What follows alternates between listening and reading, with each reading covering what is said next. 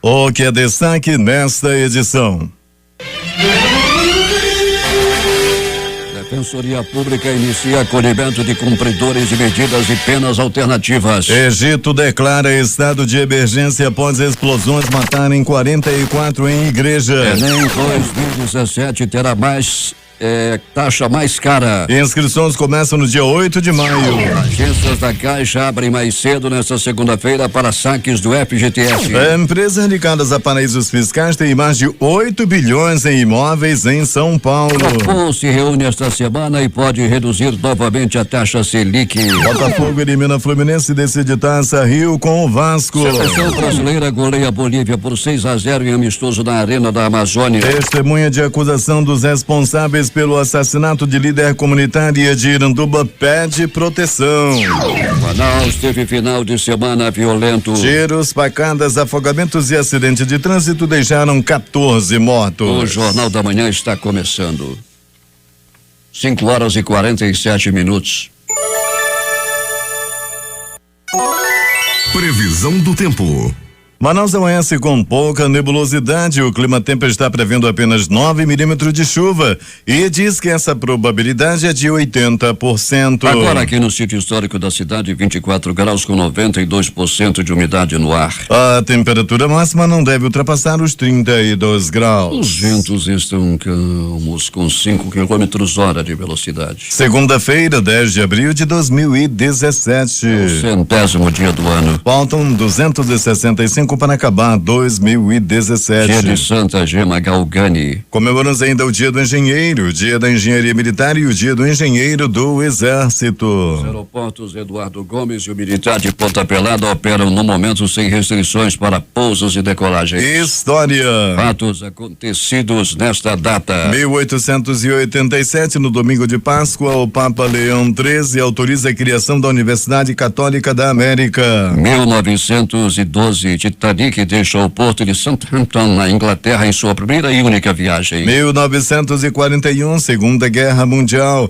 As potências do eixo na Europa criam o Estado independente da Croácia, originário da Iugoslávia, ocupada com os insurgentes fascistas, o Sazid Jan Pavelic no poder. Em 1970, Paul McCartney anuncia que está deixando os Beatles por razões pessoais e profissionais. 1972, 74 nações assinam a Convenção sobre as Armas Biológicas, o primeiro tratado multilateral de desarmamento que proíbe a produção de armas biológicas. 1991, uma rara tempestade tropical desenvolve-se no Oceano Atlântico Sul, perto de Angola. A primeira a ser documentada por satélites. 2010, um avião Tupolev Tu-154 da Força Aérea Polonesa cai perto de Smolensk, na Rússia, matando 96 pessoas, incluindo o presidente polonês Lech Kaczynski e dezenas de outros altos funcionários. Em 2015 é realizada a cerimônia de abertura da 7ª Cúpula das Américas na cidade do Panamá, com a inédita presença do presidente de Cuba, Raul Castro. Cuba esteve ausente das demais cimeiras devido ao embargo que o país sofria por parte dos Estados Unidos. Agora 5:50 em Manaus. Sejam bem-vindos ao Jornal da Manhã. Bom dia, Eduardo. Bom dia, Paulo. Missa e procissão de Domingo de Ramos abriram celebrações da Semana Santa em Manaus na manhã de ontem. Segundo a Arquidiocese de Manaus, mais de 1.000 fiéis percorreram as ruas do centro da capital com ramos de árvores, ramagens e folhas de palmeiras que simbolizam para os cristãos a entrada de Jesus em Jerusalém. A Semana Santa é um período de muitos significados, cheios de celebrações e de espiritualidade sobre a morte e a ressurreição de Jesus, conforme explicou o pároco da Catedral, Hudson Ribeiro. Nesta segunda-feira, a programação continua com o Terço Doloroso às 17h30. Em seguida, na Catedral, às 18h, acontece a missa. Já na terça-feira, amanhã, continuando a preparação para a Semana Santa, a Catedral realiza 2 missas, a primeira às 12 e a segunda às 18h. No dia seguinte, às 8h30, a celebração penitencial que prepara para o rito das confissões será realizada. Os padres farão uma espécie de mutirão para atender os fiéis nos horários de 9 às 12 e de 15 às 18h na Catedral.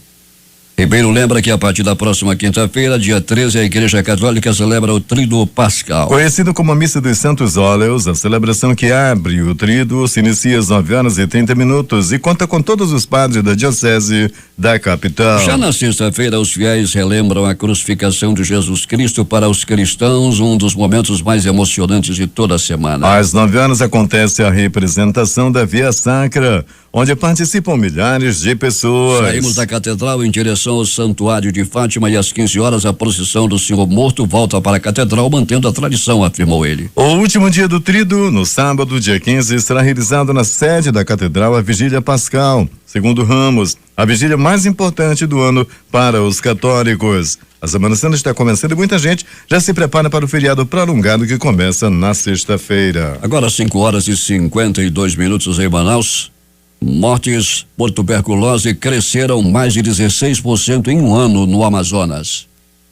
O Amazonas registrou 2.781 casos de tuberculose no ano passado, uma diminuição de 3% em relação a 2015, de acordo com os últimos dados do Ministério da Saúde. O estado lidera os casos da doença no país. Apesar dessa redução, o número de mortes aumentou 16,5% no mesmo período, passando de 127 para 148. A maioria na capital Manaus. De acordo com Denise Aracaki, coordenadora do Programa Nacional de Controle da Tuberculose do Ministério da Saúde, o tratamento deve ser iniciado logo após o diagnóstico da doença. O tratamento, ele está todo disponível no SUS, gratuito, portanto, e dura no mínimo 6 meses. Algumas formas de tuberculose, como tuberculose cerebral, tuberculose óssea, elas demandam um tempo mais prolongado de 12 meses, mas em geral, na tuberculose pulmonar, 6 meses de tratamento são suficientes para a gente considerar o indivíduo curado. Ainda segundo Aracaki, as redes estaduais de saúde contêm orientações específicas para os profissionais que facilitam o atendimento aos pacientes. Para os profissionais de saúde, a gente tem uma série de documentos que orientam o que o profissional de saúde deve fazer. A gente tem um guia de vigilância em saúde que tem um capítulo específico para tuberculose. O que nós devemos fazer para controlar a tuberculose? Além disso, a gente tem um manual de recomendações para o controle da tuberculose, que fala sobre diagnóstico, tratamento, ações programáticas, recomendações sobre pesquisa, sociedade civil, etc. O Brasil já anunciou um plano nacional pelo fim da tuberculose, um acordo global firmado com a Organização Mundial da Saúde. O objetivo é acabar com a doença até 2035. A meta é reduzir o número de 32 casos por 100 mil habitantes para 10 casos por 100 mil habitantes. Para mais informações, acesse saude.gov.br.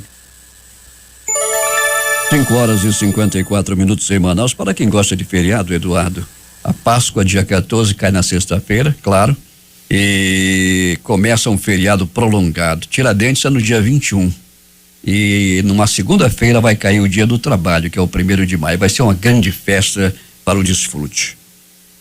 A Prefeitura de Iranduba iniciou ontem uma série de visitas surpresa que pretende fazer aos ônibus que operam o sistema de transporte coletivo daquele município. O próprio prefeito Chico Doido viajou em um ônibus que faz a linha entre Iranduba e Manaus. Durante o percurso, ele conversou com os passageiros, se colocou à disposição para responder perguntas e pediu aos usuários que o procurem para denunciar quaisquer irregularidades que vierem a constatar no serviço do transporte coletivo. O prefeito de Iranduba, que está no cargo há 100 dias, reconheceu que a maioria dos ônibus que operam no município não tem condições de trafegabilidade, mas prometeu implementar melhorias no setor. A supervisão dos ônibus começou um dia após o reajuste nos preços das passagens entre Iranduba e Manaus e também nas linhas que servem as comunidades de Cacau Pireira, Paricatuba, Açutuba, Serra Baixa e Lago do Limão. O artigo 3º do decreto 22/2017, que concedeu reajuste nas tarifas, estabelece o prazo de 120 dias para que as empresas Transcalina e Expresso Iranduba promovam melhorias nos serviços. Basicamente significa que as duas concessionárias devem renovar a frota. O decreto também determina que os ônibus de Iranduba, que antes chegavam apenas à Avenida Coronel Cirilo Neves, na Compensa, logo após a ponte Jornalista Felipe Dal, agora devem ir até a Avenida Brasil, retornando em seguida ao município. O prazo de submissão de trabalhos para o 14º Congresso Brasileiro de Ciências da Comunicação na região Norte, Interconorte 2017, vai terminar na próxima quarta-feira. O evento será realizado nos dias 24, 25 e 26 do mês de maio na Faculdade Boas Novas. A programação terá palestras, apresentações culturais, mesas redondas, além de oficinas e mini-curso. Temos informações de Manacapuru, José Alberto Zegdeg. Muito bem, Paulo Guerra. É assustadora a subida das águas do Rio Solimões e já começa a tirar o sono dos moradores da cidade e preocupa bastante os ribeirinhos do interior do município, principalmente os que residem em áreas mais baixas e alagadiças. De acordo com alguns especialistas em hidrometria, a velocidade em que sobe as águas subentende-se que haverá uma enchente recorde com inundações e danos graves às populações ribeirinhas. Alguns bairros da cidade, como Biribiri, Correnteza, Liberdade, São Francisco, que margeiam o rio Miriti, já sentem a chegada das águas. Nenhuma providência foi tomada pelo Poder Público Municipal, segundo os moradores. Mas acredita-se que a Defesa Civil do Estado já tenha os dados para que sejam tomadas as devidas providências. As chuvas que caem constantemente têm ajudado na elevação do rio, o que é mais preocupante ainda, pois as chuvas não dão trégua e continua chovendo muito aqui na região. São chuvas fortes acima da média para o período no Amazonas. O aumento do volume de alguns rios já são um indicativo de uma grande cheia. Segundo informações, a Defesa Civil do Estado vem analisando tudo e, junto com o governo do Estado, já traça um plano preventivo para que, se acontecer, estejam preparados para a ajuda aos ribeirinhos. De acordo com Dona Olívia, a senhora que mede a subida das águas todos os dias aqui em Manacapuru, do dia 1º de abril até ontem, domingo, dia 9, a água vem subindo na média de 2 a 3 centímetros por dia. No sábado, por exemplo, pela manhã, o volume da água estava em 18 metros e 46 centímetros, e à tarde 18 metros e 48 centímetros. No domingo, dia 9, ontem, o volume já atingia 18 metros e 51 centímetros no período de manhã e à tarde. Em relação ao ano passado, no dia 9 de abril, o volume d'água era de 15 metros e 26 centímetros pela manhã e à tarde 15 metros e 30 centímetros. 3 metros e 21 centímetros abaixo do volume desse ano. No dia 1º de maio de 2012, ano em que tivemos a maior enchente da região, o volume d'água alcançou a marca dos 19 metros e 31 centímetros. Significa que, se continuar subindo assim, em 1º de maio desse ano, estaremos muito próximo da marca recorde da maior enchente dos últimos anos.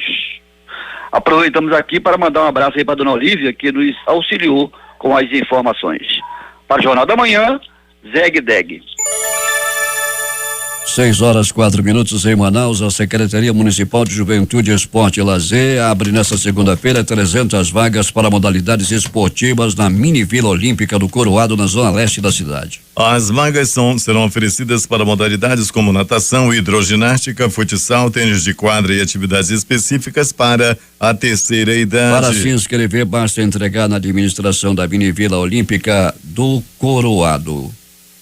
O Centro de Educação Tecnológica do Amazonas abriu inscrições para 21.410 vagas distribuídas em 29 cursos variados para atender demanda de diversas áreas relacionadas aos segmentos do comércio, da indústria e de serviços. Os cursos integram o projeto Oportunidade e Renda deste ano em Manaus. Em Manaus, as inscrições serão no horário de 8 às 17, diretamente em uma das 62 escolas da rede estadual de ensino que participam desse projeto. Mais informações podem ser obtidas no www.cetam.am.gov.br. A criação da Secretaria Estadual de Transportes será tema amanhã de audiência pública organizada pelo deputado estadual Vanderlei Dallas, do PMDB. A nova pasta proposta por Dallas cuidaria de questões ligadas especialmente ao transporte aéreo, aeródromos e fluvial. De 3 vagas para desembargador ainda abertas no plenário do Tribunal de Justiça do Amazonas, apenas uma será ocupada em 2017. A informação é do presidente da Corte, Flávio Pascarelli. De acordo com ele, os limites orçamentários o impedem de preencher todas as cadeiras este ano. As próximas vagas serão destinadas a juízes de carreira pelos critérios de merecimento e antiguidade, respectivamente. Só depois será a vez da OABM em meados de 2018. A Fundação de Vigilância em Saúde do Amazonas realizou na manhã de ontem uma intensa programação de saúde e bem-estar na orla da Praia da Ponta Negra. O objetivo do evento era chamar a atenção para a melhora na qualidade de vida e o bem-estar na orla da Praia da Ponta Negra. O objetivo do evento, segundo a secretária de Estado de Saúde, Mercedes Gomes, lembrou que todos os anos perdemos jovens para uma doença silenciosa chamada depressão. O país e o Amazonas enfrentam esse grave problema de saúde pública que é chamada de depressão. Mas entendemos que quanto mais realizarmos atividade de socialização e promoção à saúde, poderemos combater a depressão. O bem-estar físico e mental são fundamentais para melhorar a qualidade de vida do cidadão, disse. Segundo o diretor-presidente da FVS, Bernardino Albuquerque, a ação de saúde só foi possível com a participação e o compromisso dos servidores públicos do órgão, além da parceria de instituições públicas e privadas. O desafio foi superado e mostrou que a união em prol da sociedade é extremamente gratificante. A Fundação de Vigilância em Saúde trabalha com a prevenção e por isso a nossa alegria em organizar esse evento junto à população, salientou ele. E atenção, o Exame Nacional do Ensino Médio Enem vai ficar mais caro para quem não conseguir isenção. Em 2017, a taxa para se inscrever nas provas subiu de 68 para R$82. O novo valor, que representa um aumento de 20,5%, consta no edital publicado ainda há pouco, nesta segunda-feira, no Diário Oficial da União. Além de o texto confirmar as mudanças no Enem já divulgadas pelo Instituto Nacional de Estudos e Pesquisas Educacionais Anísio Teixeira, o INEP. Os destaques do Enem 2017. Prazo de inscrição começa em 8 de maio e vai até as 23h59 no horário de Brasília, de 19 de maio. A taxa de inscrição subiu de 68 para R$82. O boleto precisa ser pago até o dia 24 de maio. E quando serão realizadas as provas? As provas serão realizadas em 2 domingos neste ano. 5 de novembro, Linguagem, Ciências Humanas e Redação, com 5h30 de prova. E 12 de novembro para Matemática e Ciências da Natureza, com 4h30 de prova. A Defensoria Pública do Estado inicia hoje o acolhimento de pessoas em cumprimento de medidas e penas alternativas em parceria com o Tribunal de Justiça do Amazonas por meio da Vara de Execuções de Medidas e Penas Alternativas, que chegarão a 75 até o final do mês de abril. O primeiro grupo a ser acolhido é formado por 6 cumpridores de medidas e penas alternativas que atuarão como prestadores de serviços da função de ajudante geral dentro da estrutura de unidades da Defensoria. A instituição ressalta que trata-se de pessoas que não cometeram crimes de grave ameaça. Os primeiros 6 prestadores de serviço atuarão na Escola Superior de Defensoria Pública do Estado do Amazonas, na unidade descentralizada do Serviço de Pronto Atendimento ao Cidadão do Shopping Manaus Via Norte e na Defensoria Pública Criminal. Os prestadores de serviços serão acolhidos em grupos semanais até que se complete o número de 75. Eles terão que seguir os horários e dias de funcionamento da DPE-AM. Quando o grupo total estiver completo com 75 prestadores de serviço, haverá um por dia em 7 unidades da DPE, 2 na Exudpan, 2 na Casa da Cidadania e 4 na sede administrativa. O período de permanência dos prestadores de serviço variará de acordo com a medida ou pena alternativa de cada um. Polícia. Testemunha de acusação dos responsáveis pelo assassinato de líder comunitária de Iranduba pede proteção às autoridades. Quem tem os detalhes é J. Rai.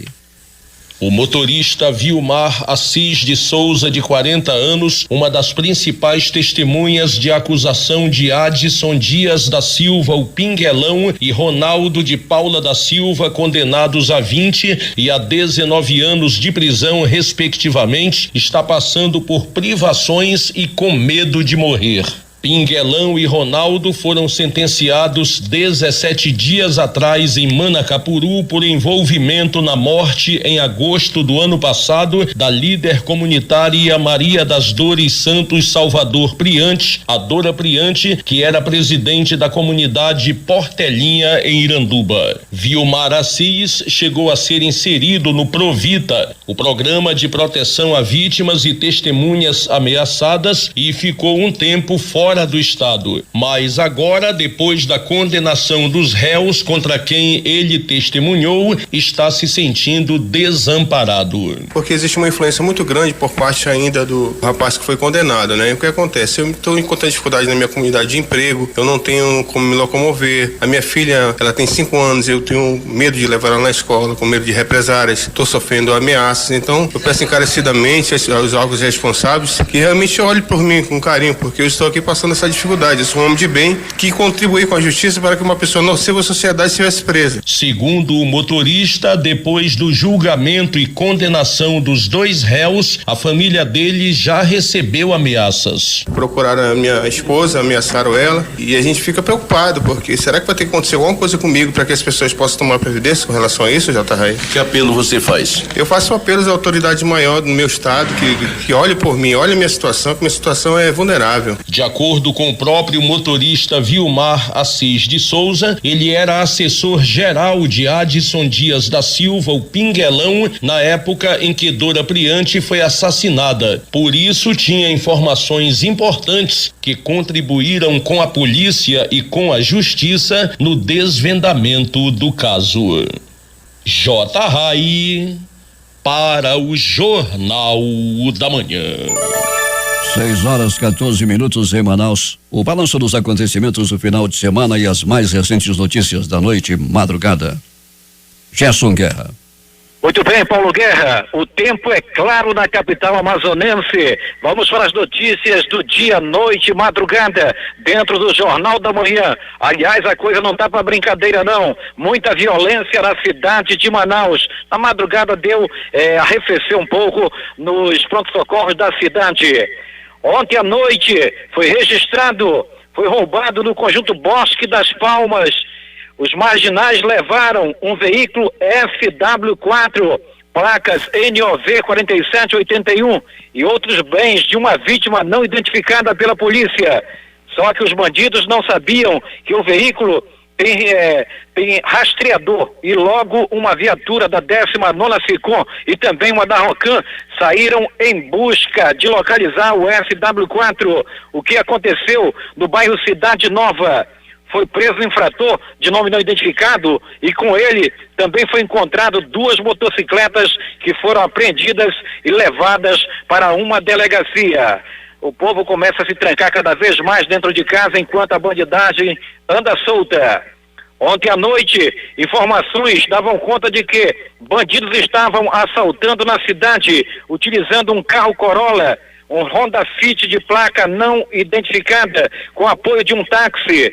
Foram vistos no Boulevard e na área do Mestre Chico, onde fizeram disparos contra um táxi. Os veículos com os bandidos foram também vistos na rua Santa Isabel, aquela rua como é conhecida, a Rua da Copa, como é conhecida em toda Manaus. A polícia não conseguiu detectar os bandidos. No pronto-socorro, Platão Araújo, foi tranquila a noite. Apenas 6 agressões com vítimas atendidas e liberadas.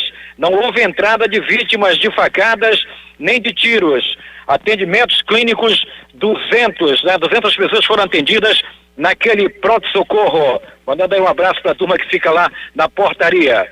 No pronto-socorro 28 de agosto, por volta de 23 horas, deu entrada vítima de arma de fogo, Cristiano Feitosa Amorim. O fato aconteceu na rua Santa Rita, no bairro da Compensa. Ele levou 3 tiros na perna e 1 no tórax. Ele ainda está hospitalizado no pronto-socorro 28 de agosto. No pronto-socorro João Lúcio, deu entrada vítima de arma de fogo, às 20h20. Mário Igor Alves Nogueira, de 16 anos. O local não foi identificado onde aconteceu o fato.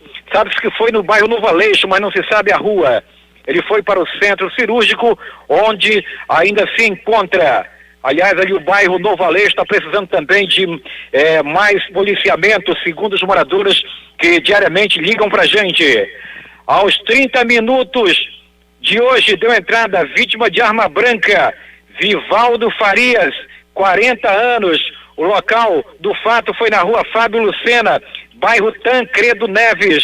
Ele levou facadas pelo braço, barriga, coxa, queriam levar ele para o outro lado mesmo, né? Queriam que ele atravessasse o Jordão, como se diz. Ele estava bebendo num bar e chamaram ele de lado e desferiram várias facadas. Ele foi levado para o pronto-socorro, onde encontra-se ainda internado por agressão física e também agressão física e pauladas, né? E facadas também. Assalto na Rua 10 do bairro Zumbi, por volta das 22h30. A vítima é Tiago Assis Cardoso, de 30 anos. Ele também foi internado no pronto-socorro João Lúcio. Vítima de garrafada, deu entrada Jonatas Alves, 16 anos, fato que aconteceu em um aniversário, quando começou uma briga. Segundo ele foi desapartar nessa briga e se deu mal, levou garrafadas pela cabeça, fato que aconteceu na Avenida Penetração 2, no bairro Amazonino Mendes 2, na Zona Leste, por volta de 1h da madrugada. Aqueles aniversários que amanhecem.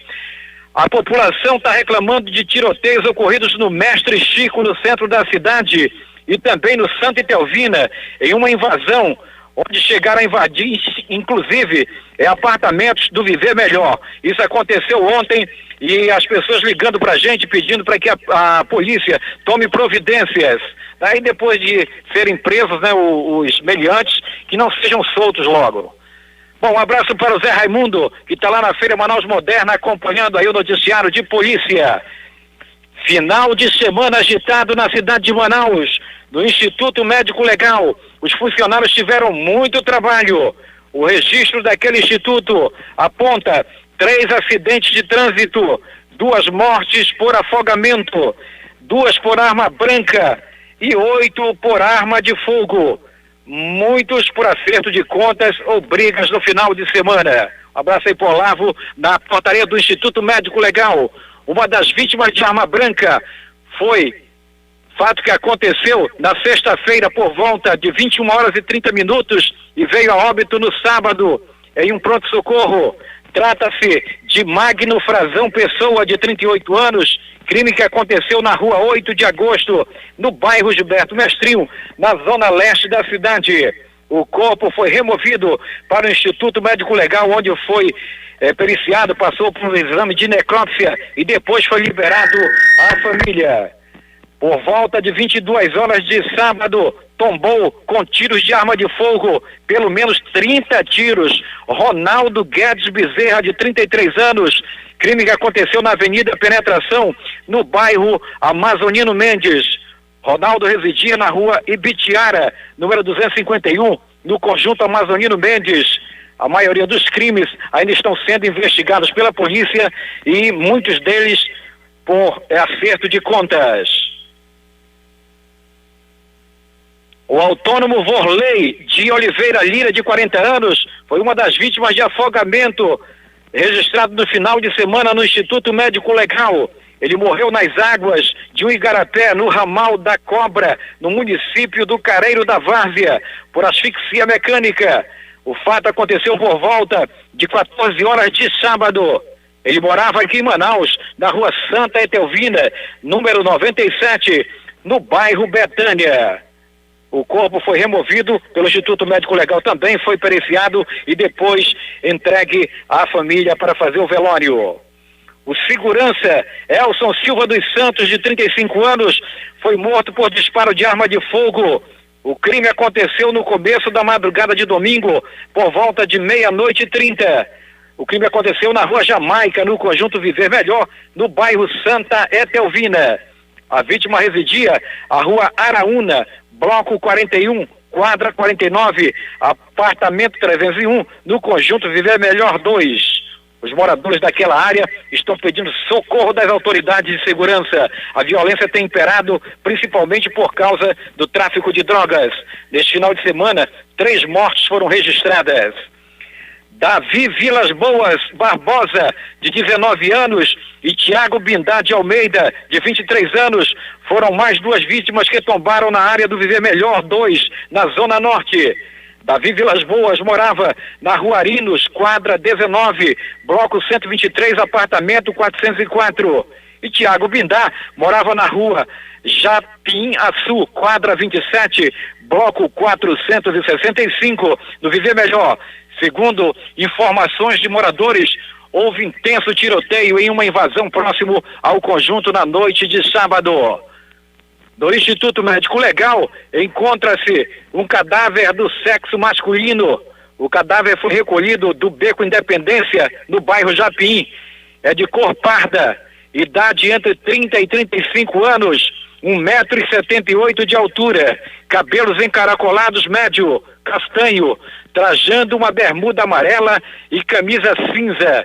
O corpo encontra-se na geladeira daquele instituto. Repetindo, se você tem algum parente desaparecido, vá até o Instituto Médico Legal. Dá o cadáver que foi recolhido lá do Beco Independência, no bairro do Japim, é de cor parda, idade entre 30 e 35 anos, mais ou menos 1,78 m de altura, cabelos encaracolados médio, castanho, trajando uma bermuda amarela e camisa cinza. O corpo encontra-se na geladeira daquele instituto.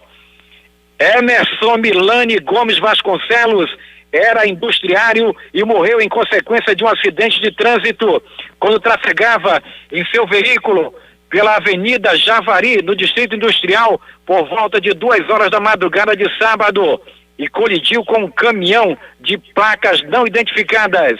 Emerson foi socorrido por uma ambulância do SAMU e levado para o pronto-socorro João Lúcio, onde faleceu ontem. O corpo do industriário foi removido para o Instituto Médico Legal para necrópsia e morreu em decorrência de politraumatismo. Emerson Milani Gomes era casado e morava na Rua Princesa Isabel, número 9, no conjunto Vila do Rei, no bairro Parque 10, na zona centro-sul da cidade. Jaicimara Moraes de Andrade, de 22 anos, foi encontrada morta por afogamento por volta de 10 horas da manhã de ontem, no balneário do Miriti, na estrada AM070, próximo ao município de Manacapuru. O corpo foi trasladado para Manaus para ser necropsiado no Instituto Médico Legal. O reconhecimento do corpo foi feito pela mãe da vítima naquele instituto. Jaicimara residia à Rua Elita Barroso, número 927, no bairro Aparecida, em Manacapuru. A outra vítima de afogamento foi Raimundo Nonato, de 61 anos, fato que aconteceu na comunidade Espírito Santo, na zona rural do município de Careiro da Várzea. O afogamento aconteceu por volta de 10 horas da manhã, por asfixia mecânica. O corpo foi removido para Manaus e foi necropsiado também no Instituto Médico Legal, lá na Zona Norte, e depois liberado à família. A Delegacia Especializada em Homicídios e Sequestros dará prosseguimento durante a semana que começa as investigações da morte de Davi Silva Soares, 29 anos, morto com pelo menos 2 tiros por volta de 13 horas de ontem, na Japinlândia, na zona sul da cidade. O fato aconteceu na Rua Portugal, mesma rua onde a vítima morava, em frente à casa de número 365. Uma das linhas de investigações é crime passional. Uma colisão entre moto e carro matou Lucas Gabriel Torres Mota, de 21 anos. A vítima trabalhava como auxiliar de produção e colidiu sua moto com um veículo de placas não identificadas por volta de 21 horas de sábado, na Rua Japurá, no bairro Cachoeirinha. Ele residia na Rua Ixon, número 325, no bairro Morro da Liberdade, zona sul de Manaus. Ele morreu em consequência de politraumatismo. É aquela que a vítima fica toda quebrada. Outra vítima de acidente de trânsito foi John Kennedy Inhape de Bezerra, de 24 anos. Ele estava internado desde o dia 2 de abril, num pronto-socorro, e morreu. John Kennedy morava na Rua Almerinda Malaquias, número 85, no bairro Nova Esperança, município de Novo Airão, na área metropolitana de Manaus. por arma de fogo. Morreu no sábado Matheus da Rocha Brasil, 17 anos. Fato que aconteceu na rua Vilar Fiuza, no bairro São José 1, na Zona Leste, num possível acerto de contas também. Esse crime também está sendo investigado pela Delegacia de Homicídios e Sequestros. Eric Henrique Santos, 23 anos, foi morto por disparo de arma de fogo na rua Quintino Bocaiúva, no centro da cidade. A vítima morava na rua Doutor Almínio, número 24, no centro. O corpo também foi levado pelo carro Rabecão para o Instituto Médico Legal, onde passou por procedimentos e depois foi liberado à família. Por agressão física, morreu no SPA Joventina Dias, no bairro Compensa. Alain Figueiredo de Brito, 32 anos. A polícia também está investigando esse crime. Alain morava no beco 26 de agosto, no bairro Compensa. Também foi removido do SPA Joventina Dias, na Compensa, o corpo de Eliana Gomes Barros, 39 anos, vítima de arma branca. O crime aconteceu ontem por volta de 9h30. Eliana era solteira e morava na rua Evaristo da Veiga, número 20, no bairro Compensa. Foi removido do pronto-socorro João Lúcio para o Instituto Médico Legal o corpo de Anderson de Oliveira de Silva, 27 anos. Ele foi baleado na Avenida Margarita, na comunidade Cidade de Deus, por volta de 21 horas e morreu no pronto-socorro. Ele morava na rua Salmão, número 400, na Cidade de Deus. Davi Stanley, de 17 anos, foi morto com tiro na cabeça no beco Menandro Tapajós, no bairro Petrópolis, na zona sul da cidade. Foram pelo menos 3 tiros que atingiram cabeça e também um pegou na testa do menor, que morreu no local, num possível também acerto de contas. Foi visto, segundo informações da polícia, uma moto e um carro suspeitos na área circulando. O corpo da vítima ficou no local, chamando a atenção de muitos curiosos, observando e até filmando a morte desse menor.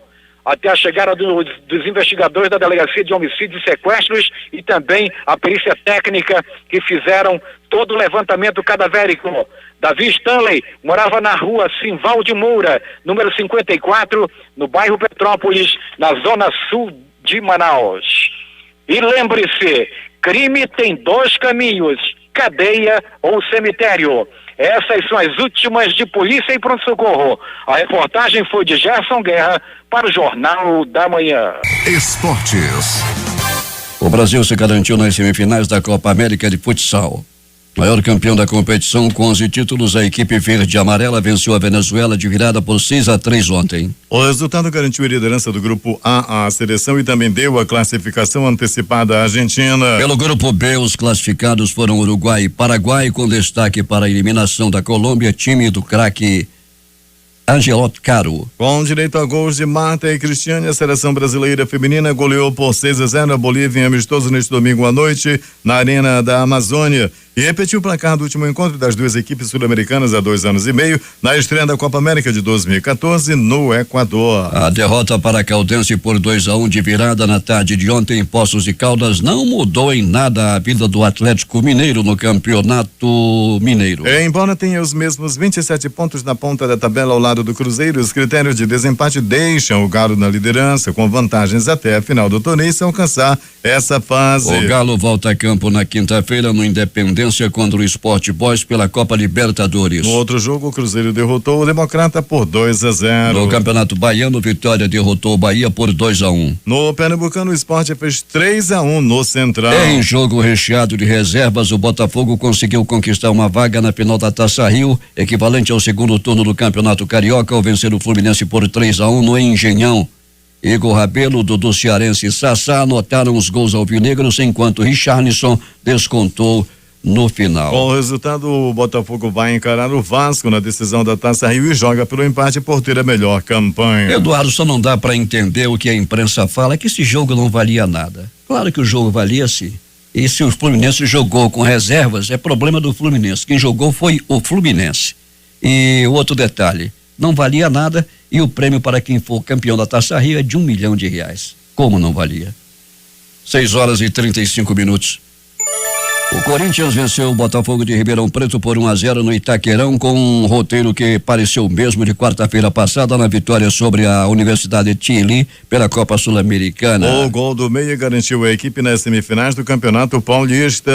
O Campeonato Paulista tem jogo isolado nesta segunda-feira. Às 20 horas jogam Santos e Ponte Preta. Pela primeira vez, 3 países podem tentar sediar a Copa do Mundo de 2026. Nesta segunda-feira, Estados Unidos, Canadá e México planejam fazer um anúncio em Nova York, lançando oficialmente a ideia de uma candidatura única para o torneio que terá 48 seleções e exigirá 12 sedes. Durante o fim de semana, entidades esportivas dos 3 países têm sugerido que o anúncio histórico desta segunda-feira vai mudar a forma pela qual a Copa será organizada. Nos bastidores, dirigentes e autoridades estavam traçando os últimos detalhes do projeto comum na esperança de que ele possa ser apresentado ainda hoje. Entre os planos que começam a ser desenhados, um deles prevê que o Estádio Azteca, que seja o local da abertura da Copa, o que o tornaria o único do mundo a ter recebido 3 mundiais em 70, em 86 e 2026. A final seria em Pasadena, local que também já foi usado em 1994 no Mundial vencido pelo Brasil. No Canadá, pelo menos uma semifinal seria disputada, além de jogos das fases de grupo. Pelo novo plano da FIFA, as 48 seleções serão repartidas em 16 grupos de 3 seleções cada. Se a entidade admite que o Mundial expandido vai garantir um aumento de renda de $1 bilhão,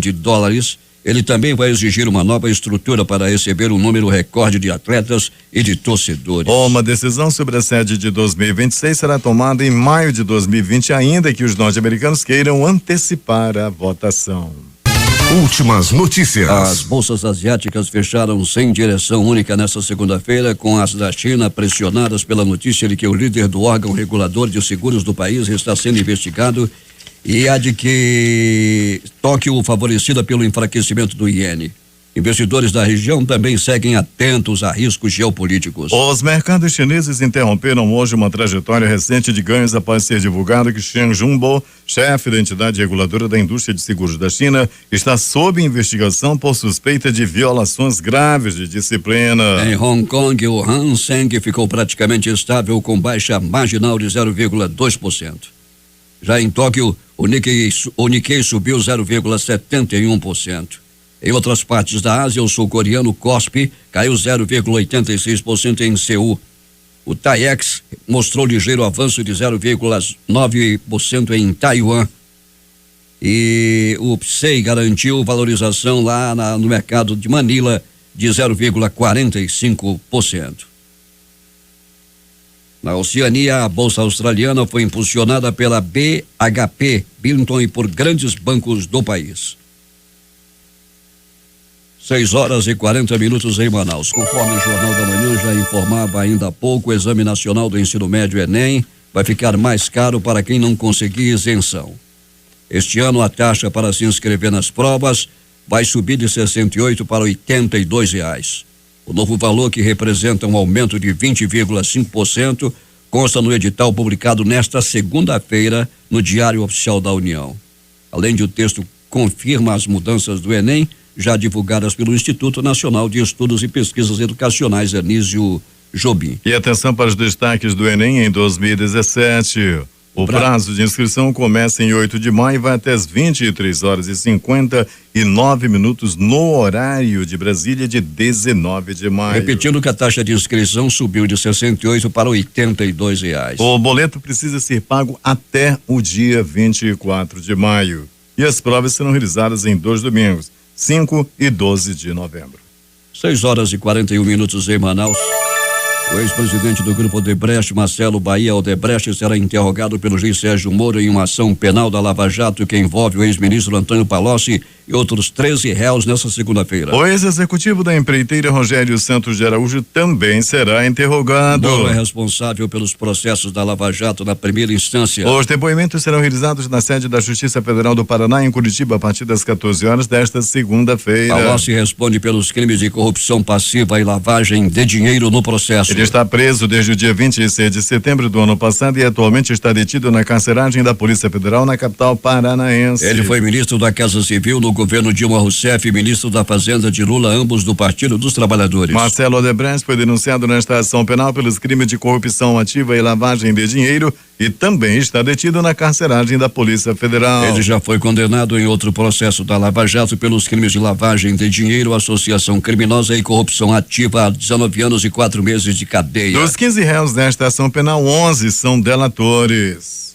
O processo que apura se Palocci recebeu propina para atuar em favor do grupo Odebrecht entre 2006 e o final de 2013, interferindo em decisões tomadas pelo governo federal. Segundo a denúncia do Ministério Público Federal, o ex-ministro também teria participado de conversas sobre a compra de um terreno para a sede do Instituto Lula, que foi feita pela Odebrecht conforme as denúncias. A denúncia trata de pagamentos feitos para beneficiar a empresa Sete Brasil, que fechou contratos com a Petrobras para a construção de 21 sondas de perfuração no pré-sal. O caso foi delatado pelo ex-gerente de serviços da Petrobras, Pedro Barusco. As agências da Caixa Econômica Federal vão abrir hoje 2 horas mais cedo para pagar os saques das contas inativas do FGTS. A segunda rodada de saques começou no último sábado, dia 8. Cerca de 2,3 milhões de trabalhadores têm direito aos recursos. O Conselho Nacional de Consumidores de Energia Elétrica, o CONASEM, quer que o governo reavalie o cálculo dos valores que terão ser incluídos na conta de luz dos brasileiros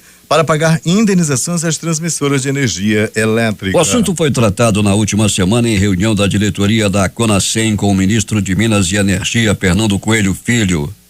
Recentemente, a Agência Nacional de Energia Elétrica definiu que 9 concessionárias de transmissão de energia deverão receber indenizações de 62,2 bilhões de reais nos próximos 8 anos. A remuneração é uma gratificação paga pelos investimentos feitos pelas empresas que renovaram suas concessões antecipadamente em 2012. Os cartéis do narcotráfico de Brasil e Colômbia enviam emissários à Bolívia para cometer crimes, como o recente assalto a um caminhão blindado que transportava mais de $700 mil, disse hoje o ministro de Interior boliviano, Carlos Romero. Romero informou ao meio de comunicação estatais que a Força Especial de Luta contra o Narcotráfico concluiu que não há cartéis propriamente instalados na Bolívia, mas que chegam enviados de organizações desses países para coordenar ações delitivas. Os islamitas do Boko Haram mataram 8 civis e 5 soldados em 2 ataques separados no nordeste da Nigéria. Neste fim de semana, informaram diferentes fontes hoje. O secretário-geral da ONU, Antônio Guterres, designou a ganhadora do Prêmio Nobel da Paz, Malala Yousafzai, como nova mensageira da paz das Nações Unidas. O anúncio será feito nesta segunda-feira à tarde numa cerimônia no Conselho de Tutela na sede da organização em Nova York. A mais jovem Prêmio Nobel da Paz terá como foco especial a educação de meninas. Depois do evento, Malala e Guterres conversarão com jovens do mundo inteiro sobre a questão da educação das meninas. O chefe da ONU afirmou que mesmo diante de um grave perigo, Malala demonstrou um compromisso inabalável para o direito de mulheres e meninas. Ele disse que o ativismo corajoso de Malala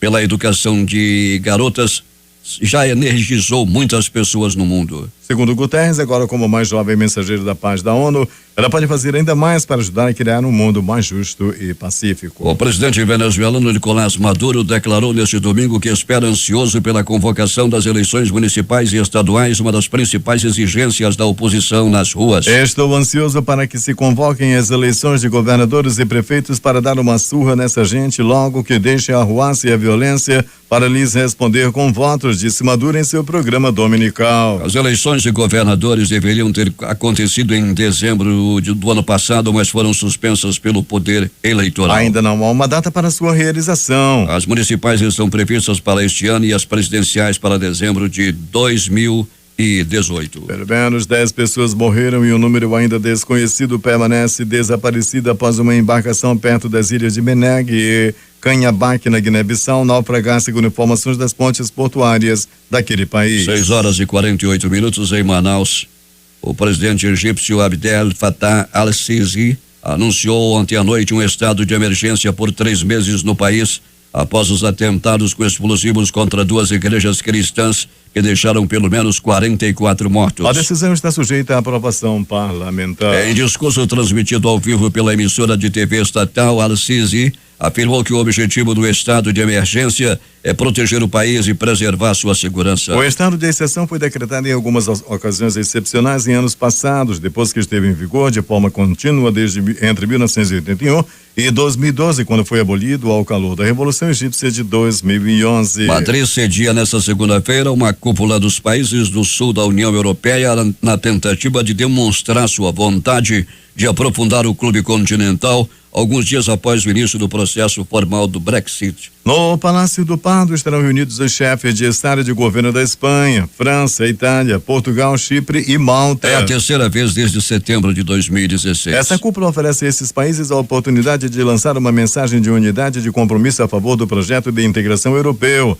Em um momento decisivo da história da União Europeia, resume a presença do governo espanhol em comunicado. Ao menos 3.452 imóveis de São Paulo têm como seus donos 236 pessoas jurídicas que são ou foram controladas por empresas de paraísos fiscais, as chamadas offshore. A informação é de um estudo da ONG Transparência Internacional divulgado hoje. Somadas, as propriedades valem 8,6 bilhões de reais. Os dados foram coletados de base de dados oficiais em maio de 2016. A Câmara dos Deputados tentará nesta semana mais uma vez votar o projeto que estabelece um plano de recuperação fiscal para os estados em crise financeira. A votação exige presença elevada de deputados em plenário e mínimo de 257 votos favoráveis, o que pode dificultar a análise da proposta, uma vez que o feriado de Páscoa deixará a semana no Congresso mais curta. O Palácio do Planalto vai aproveitar esta semana para fazer uma ofensiva a fim de garantir os votos necessários na Câmara e conseguir aprovar a reforma da Previdência. Por isso mesmo, o relatório só será apresentado depois da Semana Santa. Nos próximos dias, o relator do texto, deputado Arthur Maia, do PPS da Bahia, vai promover uma nova rodada de conversas com as bancadas da base aliada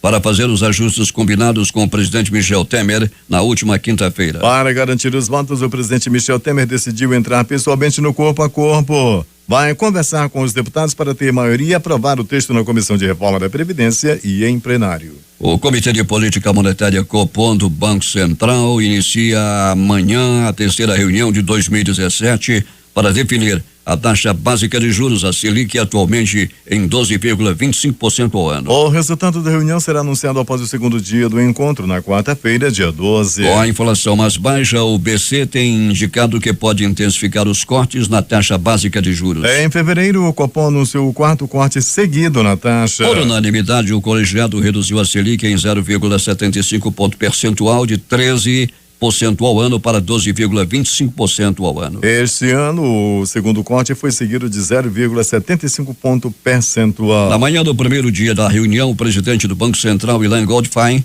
e diretores do banco fazem análise de mercado. À tarde é feita a análise de conjunto. No segundo dia, após análise da perspectiva para a inflação e das alternativas para a Selic, a diretoria do Banco Central define a taxa e anuncia a decisão para o mercado. Destaques de capa dos jornais locais. Agora. Industriário morto com mais de 30 tiros em atentado. A crítica. Decisão do STJ. Fiscal da Cefaz terá de devolver 82 milhões. Em tempo. Estados Unidos, próximos da Terceira Guerra Mundial. Estas foram as principais notícias de ontem e as primeiras de hoje. Termina aqui o Jornal da Manhã. Participaram desta edição reportagens J. Raio, José Alberto Zegdeg e o noticiário policial com Gerson Guerra. A operação de rádio foi de Carlos Luiz e Hamilton Cabral. A apresentação Eduardo Silva e Paulo Guerra.